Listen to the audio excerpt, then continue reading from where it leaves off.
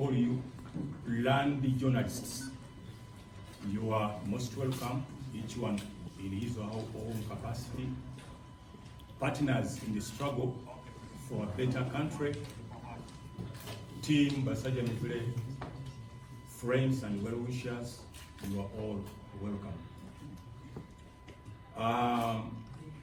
At this particular time, as far as our politics is concerned, I felt the urge to guide, direct, advise, especially the youth, on the right path to take come 2021. I've been in this struggle for a better country for more than 20 years. Some of you, I believe you were, if I can guess right, you were about 5 years old, 6, 9, 10. So anyone who talks about a struggle and what we see is mere obscenity, vulgar language, abuses and insults, fake cartoons, pictures, bombarding the internet, and you call that a struggle. We who started this struggle without anyone recruiting us, without working under any person, any company, any party, no one pays us, we can't keep quiet as we see our country going to the dogs.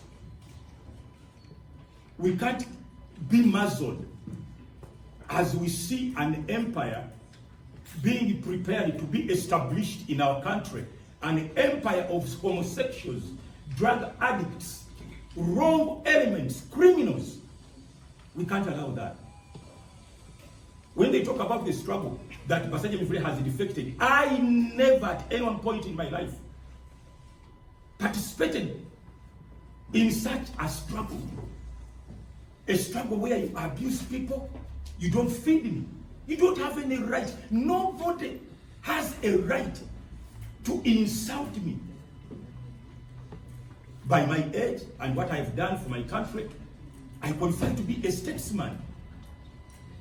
Who are these goons and hooligans abusing people?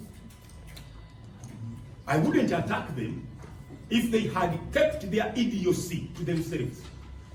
But now that they want to spread their idiots to us, we'll definitely pull out our claws and attack them. We can't allow a kingdom, an empire, where a king is going to be installed, and that king, you don't advise him, you don't talk about him, you can't blame them. The moment you criticize them, you deserve to die. We have criticized Mr. Museveni for over, at least for myself, I have criticized Mr. Museveni for over 20 years. Even before Dr. Besigye, I was the only radio presenter in this country, the only one, it's on record, who determined within myself to fight this government. The only one. We are told a presenter must be neutral. I refused that. I was the only person in this country to fight a regime as a presenter. For that matter, I was just, they told me, this is the reason they gave me. We told you, don't talk about Museveni. Now, there is a lot of fire from above. We told you, don't criticize the president. Now, please, you go. And I say, okay, let me go and do other things. I lost the job. These people of yesterday, to tell us they are in the struggle, exhibiting nothing but mere stupidity. We have our cultures. We don't blot out obscene languages publicly. I was so annoyed when I had someone who said, I speak on behalf of Bobi Wine's spokesperson, Eddie Kenzo, Olinge Bundi Omukazi. Nobody talks about it. When we come out and we say, please, that's not the language we are supposed to use if we are in the struggle. They invade the internet. They attack you. with every manner of obscenity. Please, this is the question I raised to you. Is this the struggle you are talking about? So I refuse to worship a king, any other king in this country. I don't ascribe to Bobi Wine's kingdom, where they are planning to install him as the omnipotent, omniscience, the only wise person, the all-knowing God. You talk about him, people want to cut off your head. They talk about Mr. Museveni. But we don't see any reprisals from the president. They are free to criticize the president. Now, who is Bobi Wine really? Who is he? I have a verse I read in the book of Isaiah where God was saying, please, my people, come, let us reason together. If God tells us to reason together with him, who is this Bobi Wine? And by the way, I wouldn't be having a problem with Bobi Wine. But his people, why do they insult us? Why do they speak lies against us and he keeps quiet? That's where my problem with him is. They said we are his people. I'm Bobi Wine's spokesperson, Lumbuye, Peng, whoever. Why do you keep quiet? Why don't you have a press conference like this one and you say, those people, we don't know them, or we know them, but the line they are trading, please, we disassociate ourselves with whatever words they speak. They are keeping quiet. So, I'm determined to crush that kingdom. A kingdom which is notorious than that of Idi Amin. Whoever opposes them, whoever does not ascribe to their party deserves to die. They have been they have been inciting their goons to come and attack me from here. That's why you see the policemen there. Attack me for what? Simanya,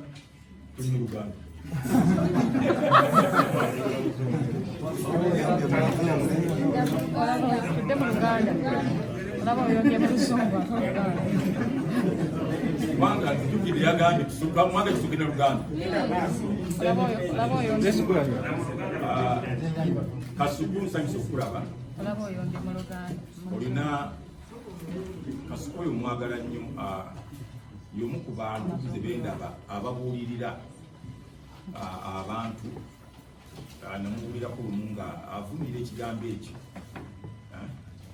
ne mwagala nga nti omusajja oyo mwagadde tunakwata obuyinza tujja mujjukira kaakati struggle ffe gye twatandika nagitandika nkola ku radio nendaba ebintu ebikyamu ebikolebwa gavumenti eno nentandika okukola programs ezisuula gavumenti sikyegaana nendeetanga ba Dr. Besigye, Lord Mayor tanaba kufuuka Mayor, ba Honorable Ssemujju nga tanaba kufuuka Honorable, Sena ne Banda yafa, nga njagala kutondawo ejje okumobilizinga abantu n'okubasensitizinga abakyawe gavumenti. Tetwavuma, tetwawemula. Nenkola program ku radio nga ndeeta bagashumba ba Dr. Bed ekintu ne kikwata omuliro. Ne tukyusa bangi abaali bawagira NRM. Nengenda mu bintu nga bwogamba nti kanve mu kwogera obwogezi kantandika okukola. Bino mugende mubinoonyerezeeko nga bwe bannamawulire. Akatale aka Kiseka weekali kubanga nze nabawanga ssente zagulanga ebipiira, poliisi ng'ewanagana nabo buli lunaku buli wiiki nga nze mbasasula. Tutaasa akatale akabantu omusajja omukano alimo katwala nze kikyempita struggle nesala nengenda enakasero batwala akatale kaabwe ne bajja kiro 8 ne bajjamu enzigi basengula abantu ne bantuuza mu Grand Imperial Hotel ne banguza nti oyagala ki nga olwo box 3 buli mwezi mu milioni 3.8 ne mbagamba nti abantu abo bwe bafaawo bagenda kututta balagawa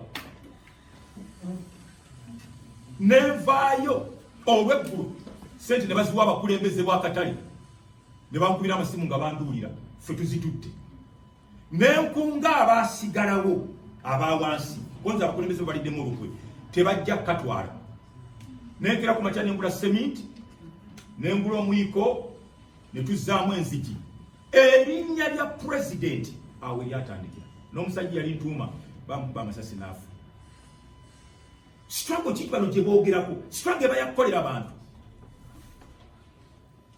mbandi ku TV nendaba abalunnyanja nti bayingira mu mazzi mwe beeyambira netandika campaign ey'okusonda sementi tusimire abavubi toilets gyeziryeyo mpitirivu zetwasima mpuliriza ebigambo byabwe ne bangamba nti ebyennyanja biweddemu tetumanyi kitugenda kukola babivubi obwennyanja obuto nze mu Uganda eyatandika olutalo olw'okulwanyisa envuba embi nenkola lipooti nengitwala ewa sipiika nenkola lipooti nengitwala ewa Kale Kayihura ne mugamba nti abawerekera abavuba envuba embi bapoliisi bo be bayamba abavuba obwennyanja obubi ne tutandika okulwanyisa abavuba oyo Kale Kagundi Kaka owa Isu Kaka bagenda namusanga ku bizinga alina amaato ge ennyanja balemeredde ne mugamba nti negataako netandika okumukyazanga every Tuesday mu programu zange ku radio ne tusondanga sente nga Kaka yazituwa n'abalala munaffe omu n'atufaako bamuyitanga John Mubiru amazzi ne gamutuga amaati tugavuga ssaawa 5 ez'ekiro tutaasa nnyanja okutuusa lwe bagambye ennyanja katugiteekeko abajaasi factory zonna ezaali zigaddwawo zazzemu ne ziggulawo Uganda efuna ekibayita struggle mbanwanirira obutale buli president n'agamba nti eyo si enkola yaffe NRM obutale okubugobamu abubukoleramu abagagga bagende bagula awalala obutale babulekere bannannyini bwo ne bampa omudaala waggulu ku kizimbe kye bagenda okuzimba naye nga nkyasagala abantu balowooze nti mbadde nkolerera mudaala saagala mudaala gwonna leeta mukyalawo oba omwana tumuwa omudaala we bale kutuyambako nze nedda ne bampa ente nengana nayo gino nayo akatale kakiseka ne kasigala mu bantu akenda kasiro ne kasigala mu bantu otegera ennyanja katefu nenga nti mpangude kye bayita struggle okiraba bano batulage kye bayita struggle what sorry obujulizi testimony obujulizi bwabwe buluwa bakoze biki ne ku byalo gye babeera kiki ekiri nze banzala omagere obanziika kiki ekiri what's there people bo kyegenda okukola kyokka kwe kutwala ababaka abangi mu parliament baje sente Michelle Obama lumu yagamba nti kwe tulagire enkulaakulana y'omuntu be bantu bameka abakwetolodde ng'okyusiza obulamu bwabwe njagala bannamawulire 10 ngenda bateekamu sente mbapakire nja kubawo ne allowance mbatwale ku kyalo gy'empangata tewali atalina mbuzi nga sinze nagimuwa tewali atalina mbizi nga sinze nagimuwa balina sekoko nga zange balina embaata njagala abantu mupe bannamawulire you can choose even your date choose your favorable date struggle gye twogerako eri practical si abagwenyufu mukyusiza abantu bameka babeetolodde amazzi ku kyalo we nazimba okyegera nga banka kinaba kutwala amakaaga nasanga ekidomola kikula siringi 10 amazzi nze nagasima abali bagatunda siringi 10 ne bajja ekiro ne basulamu obubi bw'abantu nengenda mu nyumba yange mwenyini erika kikomera nesima amazzi koze mujje bisite kyalo simusena amazzi sinji 10 abantu bakantu ni president w'abantu bakoze biki twagala testimony era mu bavubuka abandaba n'abanandaba mbakubiriza mweteeketeeka okukwata obuyinza naye mulagaki ndi musanyufu olwaleero ndabya amawulire gabukedde Katikkiro Oweekitiibwa Peter Mayiga ng'agamba abavubuka bagenda kutandika okubasomesa okubafuula abalimu ensa. Mumanyi ensa kye kitegeeza? Ensa is integrity. Integrity means being one with your word. Kye kitegeeza mu Luzungu ffe twasomera mu America. God is one with his word. You can't separate God from his word. Otegera. Integrity fanako ne kigambo holy. Holy in simple terms, it is holy is being used to God because his word and himself are one holy body. Kati agambye bagenda kusomesa abantu ensa okubeera mu ensa abalina discipline, honesty, otegera, integrity. Kinsanyusiza nnyo ekyo. Kati bano abantu nebo, even if you offer them power on a silver plate, they can't run this country, not even for 3 months. They can't. Tebasobola kudukanya eggwanga lino kubanga programu ki gye baleese. Navayo ne mbagamba nti bannange ndi muganda munnammwe. Now this is the genesis of all this battle. Ndi muganda munnammwe ne bansiba nebulayo n'omuganda n'omu ajja nga bye nayogedde ebinvunaanibwa. Actually ngenda kibagamba mu mwesiba ku kimu mbu yagamba abaganda banankole batudde.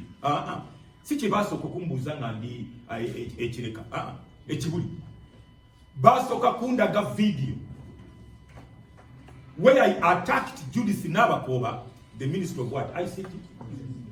Otegera. Nga muvunaana okulemesa Bobi Wine okwetayiza ku radio stations. Omusango ogumugwennina nali ntaasa Bobi Wine. Nenga Nabakoba tosobola kutukuba ku nsoloboto. Bobi Wine muleka ayogere. Oyo mwana wa Baba TV. Mbadde ku Baba TV ne nwanirira zaake ne nwanirira Bobi Wine. Tewali avayo kunwanirira nga abagwagwa baabwe bampemula. Back hackings into my Facebook account. Ne bateekayo every nonsense. Waliwo omwana yanyambye mulabi wa yanyambye okubijjamu. Kati eyo struggle yaabwe. Kakati bwentuuka eyo nembaga nti bannange omusajja wetaka Peter atali muganda ye yambulidde emmere ng'asuza enjala. Omunarwanda Gachumba ye yalese emmere. Lawyer yabadde mu Gisu eyasayininze bondi yange ye Kabuleta Munyoro nengamba kufudde bannange. Ekyo kyabanyiiza. Actually Kabuleta yali ne gundi ne Matofu Junior ye kabwati.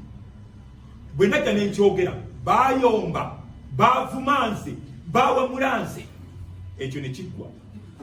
Pende n'apostinga nti nagambye Gashumba njala kubalaga nti these are idiots. We can't rest our country into their hands. Ne bagamba mbu nagambye Gashumba asasule abasirikale bankwate nfune erinnya nvuganye Bobi Wine. Think about that. Bobi Wine asirise tajeka. Otegere. Nzo okusasula abasirikale. Emundu zonna ze mwala.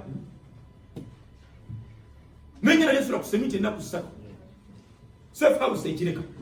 Mbunapanga kipange ne basirika. Nange ne sirika.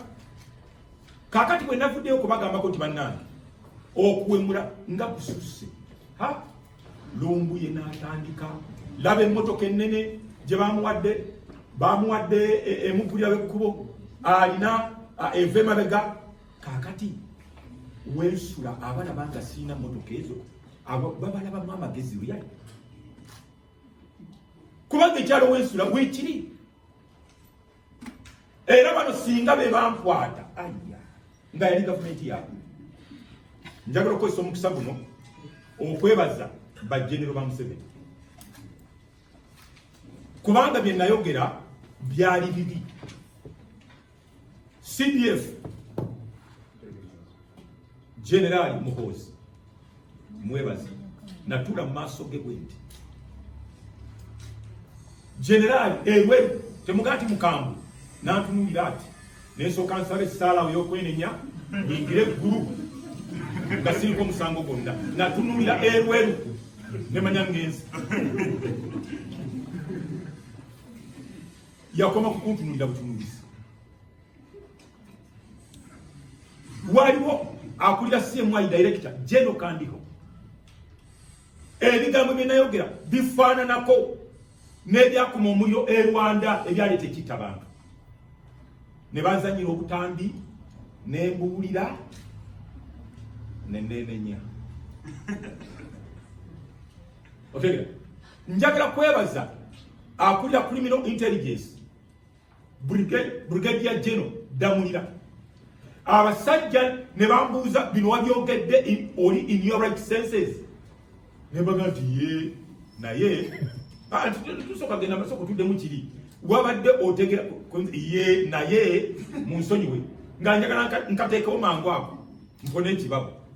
Abasajja tebena kyebankola ne bambuulira ne bansomesa engeri ranks gye bazifunamu naddala Brigadier Damulira Brigadier General Damulira yakola kinene nnyo.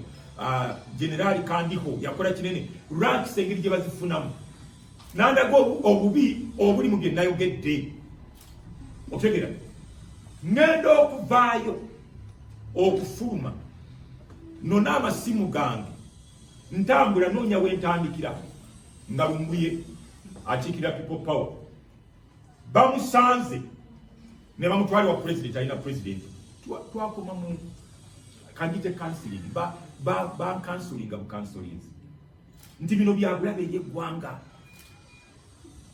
Otegera era bano ono bala mu mugamba publicly ateekwa okuntwala wa president Museveni eyo emmotoka gye boogera ngifune ne pickup ate ekyenjawulo nze am a Christian.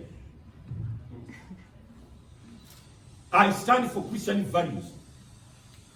Saagala kankyogera wano kansembere wano saagala mwami Museveni ompe emmotoka ng'okukuta bukukusi njagala bannamawulire bonna babeerewo ojimpu abantu bagende beetuge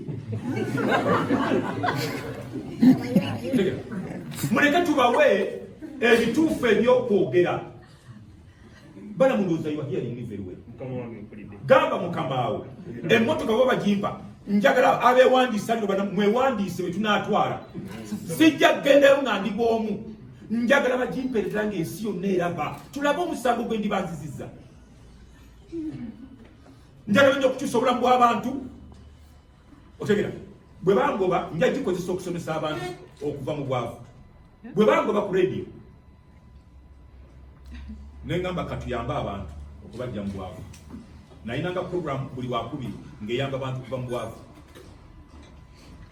Nentegeka omusomo emisomo gyonna gye mulaba tewabangayo abalimba ndi kubukedde kati topu giraba gundi Dembe KTV NBS actually Salt TV tubebaza batutaddeyo live tuli live ne NBS tuli live kati. Otegera tewabangayo alimba ensi vision ey'emisomo gyo mu bisaawe young that's my brainchild kyempita struggle. People Power jatulaga byekoze nze natandika okutegeka omusomo mu kisaawe ky'omupiira nga mpakanya nads okusomesa abantu baawo nengamba buli kyensomesa ngenda kireeta nendeeta embwa nendeeta obumyu nendeeta siblings endokwa ez'emiyembe endokwa ez'emicungwa endokwa ez'obutunda nengende Makerere nenfuna ba Dr. Nawimaabo Dr. Mukiibi netuleeta omusajja yava Kenya netusomesa abantu okulundira ebyennyanja mu biveera okulundira mu kafu akafunda biki omusomo gwali massive nekutandika nembaawo CBS nempita jango yamba abantu basabasajja Kabaka negenda ku CBS nensomesa emyezi esatu nsana nakiro netukuba omusomo gwa pewosai wankulukuku abo tebanjogerako birungi mubaleke Katonda bwe balirokoka balyogera amazima. kintu kyange kya mutwe gwange Pewosa yaliyo ngeri mu bwalu yalo nebagamba tu backside nebagamba sente zinafire konzi sijja kudda nesomesa abantu nemobilizing abantu bajje tubayigirize ngeri gyogaggawadde ku lubalaza mu kisenge kyo emanju netuba nze nali coordinator nze mobilizer nze MC nze biki nenoonya abanayolesa emiyembe biki nga nebakasa musanvu gwekiro netubenda ku musanvu engudo neziggalwa Pewosa netandika kati ya buli mwaka awo Kabushenga wa New Vision watandikira nebagamba this is the way to go vision nekibaka nempulinga out ng'abasajja balina sente empitirivu bakola emisomo ate gyabwerere nenga nti bano bazze n'amaanyi n'enkita netandika kusomeseza waka naye nga nkizadde I gave birth kati owulira emisomo gy'ensenene emisomo gy'ensega simanyi emisomo gyaki bonna boza mu kintu kyange so twagala okulaba people power kikyeraga testimony eruwa omuntu anakyusa ensi. That's why people keep calling me president w'abantu. The testimony is there. Abantu basomesa butiko simanya miyembe biki tebyaliwo. Otegera. So njagala kubagamba nti buli muntu yenna ayagala okulonda ngaleeta gavumenti egenda okukuuma obulamu bwaffe n'ebyaffe etukulaakulanye toteekwa kulonda people power. Terina agenda terina manyi bannamawulire mwagala nnyo okubuuza walidde mmeka temukkiriza mu bantu balina independent minds. Otegera nze gwe mulaba wano ebibiina ebyakatandika byonna bimpisi buli kibiina kyomanyi kyakatandika kabeere jeni bonna ntudde nabo beetaaga brain y'abasajja mibiri mu bibiina byabwe. So siri mu gwagwo siri mu gwenyufu tetusobola kuddira ekibiina ekirina abantu abagwenyufu bino babimpeereza kuva Turkey kambibabu kumakya this morning kambibabu mubyetaaga nebwe nakoma wanga bino mugenzi nabyo Lumbuye ekyalo gyabera bakiyita Jebeje. Jebeje is CEBECE nebo bakiyita Jebeje. Katao ne bakayita Sultangaz ekibuga Istanbul ali Turkey. Omulimu omukulu gwa kutunda abawala bannayuganda ng'abaguza abawala oyo ayogerera people power yavuma abantu oya omulimu omulala agenda mu kabuga ke bayita Semuti we wali bamalaaya abatalike United Nations of bamalaaya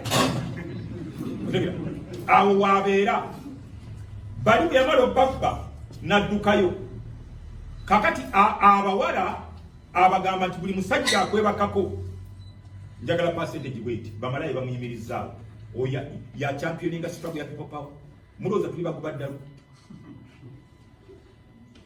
When you're caught in a situation between a stone and a rock and a hard stone, what do you do? Okorachi. Tosobola kudda eno. Eno bakutandeka emisango. Tebana kujinzi jako. By the way, mubena mule munyambe mu saving. Bagamba bamujeko n'emisango. Otegera. Esimu zange zonna zikyaliyo. Ndipoti nga bagane zire nga wise na kubizi. Kabilo kenakoze ndigenda kusanya obwakabaka. Otegera. Ne bakesi bakombo ngamba bwakabaka bwa Buganda. Bwakabaka bwa Buganda nakakoze ngandi gundi ngeze ku reportinga. Ekibuli emisango gikyaliyo. Emotoka sizina zibogirako. Kati abantu ngabo pende naye baka ku mukazi nakola video namumaze oyo yawere omukazi alina abaana wano. Nemutabagamba kuti please ekyo tekyetagi tulina cultures zaffe ng'Abaganda. Maliriza na kano njagala kutegeeza eggwanga lyonna nti tewaba omuntu yenna njagala kufiira ku mulimu nga Baluka akwata akalulu n'akawa abagwagwa abagwenyufu otegera abayitibwa ba people power. Tewaba omuntu n'alangirira nti ye Lucifer. Penge yalangirira nti ye Lucifer. Fa abasomi ba Bayibuli otegera mu Isaya 14:12 Lucifer afuna amalala otegera n'ayagala okukola obwakabaka obuli waggulu wa Katonda, ne bamulwanyisa ne bamusuula wansi. Lucifer ali associated na bino, bw'atuuka wansi akamuflekinga ne yefuula omusota kwe kukema kaawo. Njagala kubabulira ebintu ebiri associated with the Lucifer. Mubawagira ku Facebook, mubawagira okamala nga batuwe mudde. Kyemulimu kikolimo kyennyini. Mbakubiriza mudduke okuva mu kikolimo. Tosobola gamba nti nze Lucifer. Ate ndi mwogezi wa Bobi Wine. Lucifer omusota. Otegera kakati bw'osoma Genesis musula eyokusatu sitole wetandikira Katonda ng'agamba nti gwe omusota nkukolimidde mu bisolo byonna bye natonda you are cast more than every beast of the field. Katonda yakolimira omusota penge yayogerera people power omusota tuleete wano. That's the kingdom. That's the kingdom I'm talking about. I'm going to crush it. Verse December you want to see Katonda agamba nti you shall agamba omusota bruise the heel of the woman, but the son of the woman or Kristo Yesu will bruise your head. Omusota must be bruised kubetentebwa. Tetuyinza kkiriza abantu abalangiridde openly nti ye Lucifer ne tubakkiriza okulembera eggwanga. We can't. Tujja kufiira ku mulimu nga Baluka. Nengamba nti kakati Mwami Museveni alina ebibibya bingi, naye nsobola okukolagana ne Mwami Museveni ne mbaako ettaffaali kubanga byenkozeeko weebiri. Otegera ne mbaako ettaffaali lyenteeka ku ggwanga lyange. Okiraba kankolagane n'ono omubi atanzise ebbanga lyemukolokose. Otegera nsobola okuyamba eggwanga lino. Kakati waliwo omulaba bamuyita Eddie Mezaya. Bano bonna ba people power. Njala kukolaga obumwenyufu bwabwe mwabagawagira. Ng'agamba nakolanga ku Impact Radio nga nkola ne basajja mivule nange Eddie Mezaya n'omusumba Bugingo. Omukyala najja mu kyaki yali postinze okumusabira. Bugingo abajja okumusabira yansanga ndi ku mukazi mu kanisa. Yensonga lwaki Pastor Bugingo ataddeko live era agenda kutuwa eddoboozi ye. Talabanga nze sikola nkona Eddie Mezaya nga mumanyi omuvubuka gwe bayita Walusimbi akoloba ku beat ekiro ne ku Munu TV kati yeyita professor. Owokubiri mulaba omusajja ow'ekiviiri akola ku UBC gyagenda Semakula. Abo binakolanga nabo temwalimu Eddie Mezaya era Pastor Bugingo mugumu yagambye katono ngw'ekigo tetumumanyi mbu nebaka ku mukazi mu kyaki. Tuva wano tulina video tugenda okukola ne Pastor Bugingo. Tamulabanga nako tamumanyi ekyo tikibanga nawo abo mubalete mu buyinza banateekako emisango emeka kasukunga oboogeddeko banakusaako emisango emeka era ye twamaze dde okumuwawaabira walinyira ku kisaawe Entebbe. Mezaya awedde tukwata mukwate omusango namaze dde oguteekayo. Otegera kakati mbagamba abantu bano omulimu gwe baliko balamu bano tebabagulira mazima. Lumbuye by the way tewali gwe bayita people power. Let me end up with this. Teri gwe bayita people power. Abantu bonna n'abagenzeeyo baagala platform kyebavude bagiyita platform not a party. Baagala platform kudda mu parliament kulya abaana batawaanya Balamu Lumbuye asindika abantu wa Balamu awe bamwegayire mwami Museveni amutasi Lumbuye basiikiri yennyini ettake tayina wasula tayinza kudda mu Uganda kamutangaze mu katono nina message ya Lumbuye wano ng'asaba mwami Museveni amuweeyo milioni 10 alekerawo omuvuma just milioni 10 namugaye mwami Museveni tagaba sente naye fe abawagira mwami Museveni tugenda kuwa milioni 10 zoyagala naye ogenda zikozesa ki ogenda kusobola abawala abalala so namugambye oba ali redo okomawo okulima ajje tumugulire ka tractor tumuweeyo n'ensigo nja kumwazigane ku ttaka lyange abantu bemugamba nti bali mu struggle bantu baagala sente bali bubi kasukwan the rest munyambe mu kino abantu banoonya sente kiwa kibayita people power pende afuna sente okuba kozi ate banamule temukirizibwa kwogera nsibuko ya mawulire gano ofikire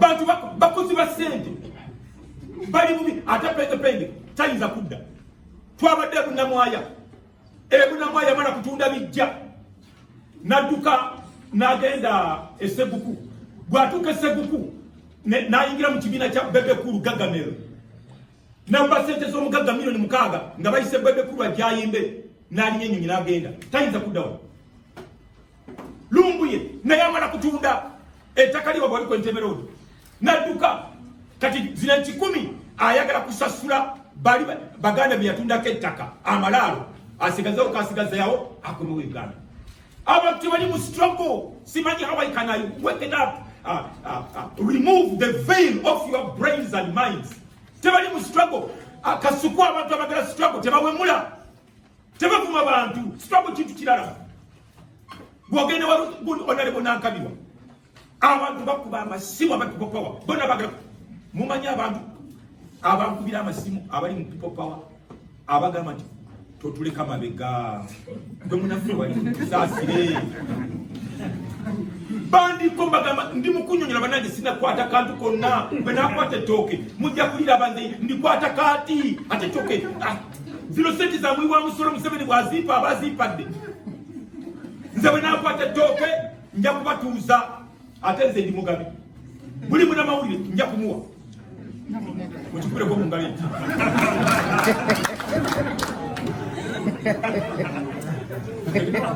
bonna abanajja press conference njagala bampe emmotoka ngende nsomesa abantu mbayigiriza okuva mu bwavu mwami Museveni sebo nkwegasseeko sigenda kuyingira mu kibiina kyo kya NRM naye byenjagala okukolera eggwanga lyange mmanyi osobola okunyamba okubituukiriza njagala ompe emmotoka eyo ontereko ne pick up eringira eri mu nnimiro lino lyange lyenvugamu nga ngenda ku TV okusomesa abantu naye olimpeera mu lwatu openire nga banamawulire bonna weebali saagala sente zo siri musajja munaku nze singa okwambala mu Kampala nina essuuti 111 nina peya zengato 67 okutegera nina essaati 324 that nobody can deny that tesidda mu ssuuti mu myezi ebiri be batekala akafaananyi laba omuzigo wasula otegera sambala ngateka wansi wa mitwalo 4 ne bakuba akazigo mbusula mu kazigo so mwami Museveni bano bagwemufu nnyo aba people power nsaze okolagana naawe onyambe ntaase eggwanga nsomesa abantu bave mu bwavu signing ekintu ekyo akiteke mu mwami ka signing ekyo mwami Museveni kwagira mwami Museveni